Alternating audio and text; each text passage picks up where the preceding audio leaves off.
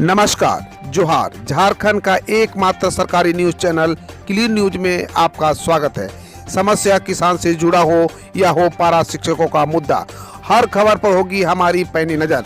सभी खबर सिलेक्टेड और काम की है, तो वीडियो के अंत तक बने रहें। साथ ही आप न्यूज को किस गांव या शहर से देख रहे हैं, हमें कमेंट में ज़रूर बताइए। आज का लाइक हम 100 रखते हैं, उम्मीद है कि आप इसे पूरा करेंगे। और रोजाना पंचायत चुनाव का अपडेट पाने के लिए चैनल को सब्सक्राइब कर बेल आइकन को प्रेस करें। तो चलिए जानते हैं आज का मुख्य समाचार। प्रदूषण नियंत्रण के लिए निगम को 71 करोड़ की योजना स्वीकृति, खर्च हुए 16 करोड़ रुपये। शहर के प्रदूषण को नियंत्रण करने के लिए नगर निगम को 188 करोड़ मिला है। 71 करोड़ की योजनाओं की स्वीकृति मिली है। एक साल बीत गए और मात्र 16 करोड़ रुपए खर्च किए गए हैं। शेष योजनाएं या तो टेंडर प्रोसेस में है या अब तक पीडीआर नहीं बना है। 9.50 करोड़ का स्प्रिंकल, मैकेनिकल स्वीपर मशीन व नाला सफाई के लिए dredging machine GeM portal से खरीदी गई। 9 करोड़ के प्लांटेशन व ग्रीन पैच काम होना है। टेंडर फाइनल हो गया है, लेकिन अब तक संवेदक को काम अवार्ड नहीं किया गया है। दूसरी ओर 17 करोड़ के CNDD, FSTP व बायोमेडिकल के लिए ठेकेदार नहीं मिल रहे हैं। यही स्थिति रही तो नगर निगम को आगे फंड लेने में मुश्किल हो सकती है। जानिए किस दिन आ रहा है जैक बोर्ड का मैट्रिक व इंटरमीडिएट परिणाम, जाने क्या है तैयारी। झारखंड में मैट्रिक व इंटरमीडिएट साइंस का रिजल्ट जून महीने के अंत तक आ जाएगा। इंटरमीडिएट कॉमर्स व आर्ट्स का रिजल्ट इसके बाद जारी किया जाएगा। झारखंड अधिविद्य परिषद द्वारा मैट्रिक व इंटरमीडिएट साइंस की कॉपियों का मूल्यांकन पूरा कर लिया गया है। मैट्रिक व ISC का रिजल्ट जून महीने के अंत तक जारी कर दिया जाएगा। इसके बाद इंटरमीडिएट कॉमर्स व आर्ट्स का रिजल्ट जारी होगा। जैक ने 9वीं से 11वीं की बोर्ड परीक्षा प्रोग्राम किया जारी, जाने इससे संबंधित सभी जरूरी बातें। जैक यानी कि झारखंड एकेडमिक काउंसिल ने 8वीं, 9वीं और 11वीं दूसरे टर्म की बोर्ड परीक्षा की तिथि घोषित कर दी। कक्षा 9वीं की दूसरे चरण की परीक्षा 15 जून, 11वीं की 16 व 8वीं की 28 जून से शुरू होगी। आपको बता दें कि वर्ष 2022 की परीक्षा 2 टर्म में ली जा रही है। प्रथम चरण की परीक्षा संपन्न हो चुकी है। दोनों चरण के प्रवर्तन के आधार पर फाइनल रिजल्ट जारी किया जाएगा। पहले चरण की परीक्षा OMR सीट पर हुई थी। दूसरे चरण की परीक्षा उत्तर पुस्तिका पर ली जाएगी। परीक्षा में अति लघु उत्तरीय, लघु उत्तरीय व दीर्घ उत्तरीय सभी प्रश्न पूछे जाएंगे। फर्स्ट टर्म की परीक्षा में केवल बहुविकल्पीय प्रश्न पूछे गए थे। गिरफ्तारी वारंट से बचने के लिए रात 7:30 बजे हाईकोर्ट पहुंचे देवघर के DC और CO।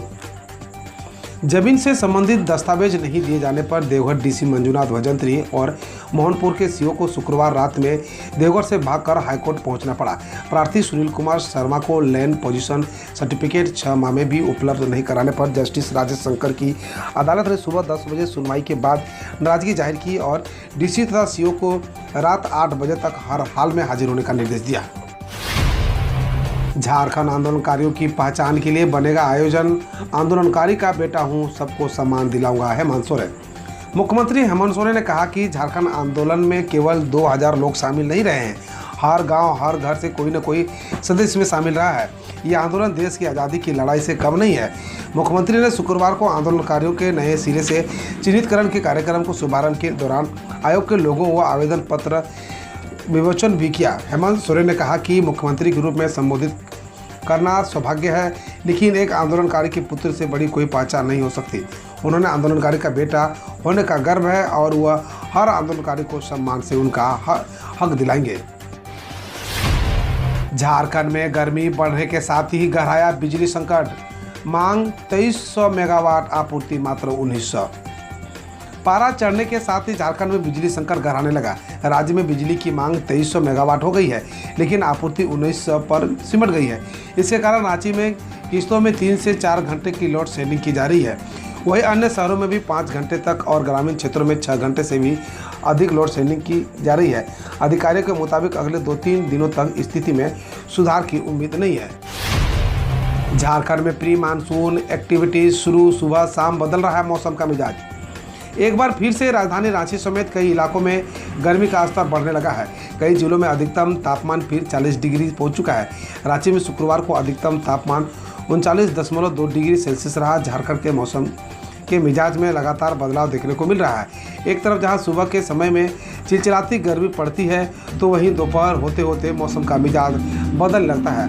मौसम में बदलाव का कारण झारखंड में प्री मानसून एक्टिविटीज की दस्तक है। आईएएस पूजा सिंघल केस में 4 जिलों के डीएमओ और 2 डीटीओ के एक साथ पूछताछ, ईडी जांच की जद में कई जिलों के खनन अधिकारी। आईएएस पूजा सिंघल प्रकरण की जांच में एक बार फिर ईडी की टीम रेस हो गई है। यह पहली बार है जब इस मामले में ईडी दफ्तर में एक साथ आधा दर्जन से अधिक अधिकारी से पूछताछ की जा रही है। शुक्रवार को 4 जिलों के डीएमओ, 2 डीटीओ के साथ साथ प्रेम प्रकाश और कई बिल्डर से एक साथ पूछताछ चल रही है। जब से पूजा सिंघल मामले के जांच का जिम्मा ईडी को मिला, तब से ईडी दफ्तर पर सबकी नज़र है। यही वजह है कि बुधवार को ईडी दफ्तर पहुंचने वाले चाहे डीएमओ हो, चाहे डीटीओ हो या फिर प्रेम प्रकाश, सभी छुपाते छुपाते पहुंचे। कुछ डीएमओ और डीटीओ स्कूटी में फुल हेलमेट पहने ईडी कार्यालय आए। सभी के पास कई फाइलें भी थी। वहीं प्रेम प्रकाश ईडी दफ्तर पहुंचे और कुछ देर बाद वापस लौट गए, लेकिन लौटने के 1 घंटे बाद फिर से उन्हें ईडी दफ्तर बुलाया गया। बाद में प्रेम प्रकाश 12 बजे दोबारा ईडी दफ्तर पहुंचे। JH 1854 स्कूलों में होगी कंप्यूटर की पढ़ाई, शिक्षकों की होगी भर्ती। झारखंड की सरकारी स्कूलों के बच्चे अब कंप्यूटर की पढ़ाई करेंगे। इसके लिए 1854 स्कूलों का चुनाव हुआ है। 1 जुलाई से शुरू होने जा रहे शैक्षणिक सत्र से कंप्यूटर की पढ़ाई शुरू की जाएगी। इस संबंध में झारखंड शिक्षा परियोजना द्वारा सभी जिलों को दिशा निर्देश भेजा गया है। अभी तो निजी कंपनी की मदद से कंप्यूटर पढ़ाई कराई जाएगी। बाद में स्कूली शिक्षा विभाग अपने स्तर पर कंप्यूटर शिक्षकों की नियुक्ति भी करेगा। उमस भरी गर्मी से गैर कंपनी इलाकों में बिजली व्यवस्था चरमराई, लोग रात भर जागने पर है मजबूर। दिन चढ़ते ही उमस भरी गर्मी ने लोगों को यूं ही हाल बेहाल कर रखा है। उस पर शहर के गैर कंपनी इलाकों में बिजली व्यवस्था चरमरा गई है। इससे लोगों का बुरा हाल है। हालत यह है कि कई इलाकों में लोग रात भर जागने पर मजबूर हो गए हैं। साथ ही बिजली गुल होने की वजह से बच्चों की पढ़ाई पर बुरा असर पड़ रहा है। वहीं जल संकट भी घनाने लगा है। इन इलाकों के लोगों का हाल बेहाल। बिजली व्यवस्था चरमराने से जिन इलाकों के लोगों का हाल बेहाल है, उनमें से शहर के मानगो क्षेत्र के अलावा बागबेड़ा, जुगलाई, किताडी, करनेडी, परसूडी, बिरसानगर के अलावा पड़ोसी जिले का भी। समुद्री तटों पर अवैध गतिविधियों की शिकायत के लिए गोवा सरकार ने लॉन्च किया बीच विजिल ऐप। गोवा के मुख्यमंत्री प्रमोद सावंत ने राज्य के समुद्री तटों पर शराब पीना, गंदगी फैलाना और अवैध गतिविधियों जैसे उल्लंघनों की शिकायत के लिए बीच विजिल ऐप लॉन्च किया है। इसके लिए उल्लंघन की सूचना सीधे पर्यटन विभाग को दी जा सकेगी। पहले चरण में पर्यटन विभाग के अधिकारी, दृष्टि के कार्यकर्ता, पुलिस व स्टेक होल्डर्स यह ऐप इस्तेमाल कर सकेंगे। RBI अगले हफ्ते 0.40% बढ़ा सकता है रेपो रेट। बैंकों से कर्ज लेना हो सकता है और महंगा। PTI के मुताबिक RBI अगले हफ्ते होने वाली मौद्रिक समीक्षा में रेपो दर में 0.40% बढ़ोतरी का ऐलान कर सकता है। रेपो दर के बढ़ने से बैंकों को कर्ज यानी home loan, auto loan, personal loan या अन्य लोन लेना महंगा हो सकता है।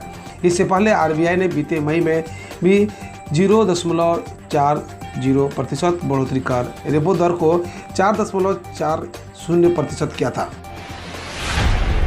यूनियन बैंक ऑफ इंडिया की पहली महिला MD व CEO नियुक्त हुई ए मनी मेखलाई। केंद्र ने ए मनी मेखलाई को यूनियन बैंक ऑफ इंडिया के MD और CEO के तौर पर नियुक्त किया है और उसका कार्यकाल पद ग्रहण की तारीख से 3 साल की अवधि तक होगा। ये यूनियन बैंक में इन पदों को संभालने वाली पहली महिला होंगी। यह राजकिरण राय जी की जगह लेंगी, जो 2017 से इन पदों पर आसीन थे। UPSC अभ्यर्थियों की सुविधा के लिए 5 जून को तय समय से पहले शुरू होगी दिल्ली मेट्रो सेवा। दिल्ली मेट्रो रेल निगम के अनुसार UPSC की प्रीलिम्स परीक्षा के अभ्यर्थियों की सुविधा के लिए रविवार यानी 5 जून को फेज 3 मेट्रो सेवा निर्धारित समय से 2 घंटे पहले शुरू हो जाएगी। इसके साथ जिलसाद garden, Shaheed Sthal, Noida city centre, Noida electronic city, Mundka brigadier Hoshiyar Singh व Janakpuri west botanical garden route पर सुबह 6 बजे से मेट्रो सेवा शुरू हो जाएगी। कश्मीर में आतंकी हमले में मारे गए दिलखुश के परिजनों को बिहार सरकार देगी 2 लाख का मुआवजा। जम्मू कश्मीर के बडगाम में गुरुवार को आतंकी हमले में मारे गए बिहार के मजदूर दिलखुश कुमार की हत्या पर बिहार के मुख्यमंत्री नीतीश कुमार ने दुख जताया। उन्होंने ट्वीट किया, उनके निकटतम आश्रितों को मुख्यमंत्री राहत कोष में इनसे 2 लाख दिए जाएंगे। साथ ही श्रम संसाधन विभाग एवं समाज कल्याण विभाग द्वारा संचालित योजनाओं से अन्य लाभ भी दिए जाएंगे। हम रोज ऐसे ही न्यूज लाते रहेंगे। तो यदि आपने अभी तक क्लीन न्यूज को सब्सक्राइब नहीं किया है तो पहले फटाफट सब्सक्राइब कर लें, साथ ही बेल आइकन को दबा दें ताकि कोई अपडेट मिस ना हो।